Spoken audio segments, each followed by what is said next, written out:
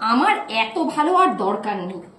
কাল সকালের ভাত রেখে দিয়েছি, জলও দিইনি, যেন ভাতটা গলে যায়।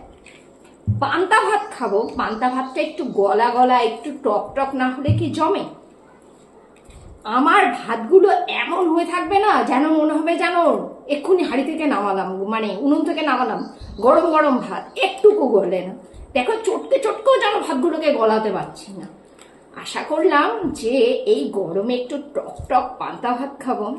কোথায় টক, আমার কপালেই নেই।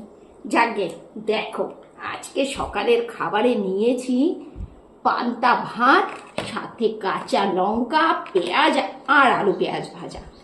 আমার তো মনে হয় পান্তার সাথে একটু আলু সেদ্ধ মাখা বা একটু আলু ভাজা, একান্তই যদি কিছু না থাকে তাহলে ডাল চানাচুর, ব্যাস। ওই পান্তা খাবো, তার জন্য পোস্ত বাটা, আলুর চোখা মাখা, মাছ ভাজা, বড়া ভাজা, অত তোড়জোড় করার ভাই সময় নেই।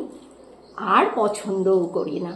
পান্তা ভাত, পেঁয়াজ আর কাঁচা লঙ্কা, সাথে একটা কিছু থাকলেই যথেষ্ট। নাও, আমি আর কথা বলতে পারছি না। ভাতকে বেশ চটকে পটকে মজিয়ে নিয়েছি, এখন গোগ্রাসে গিলে ফেলি।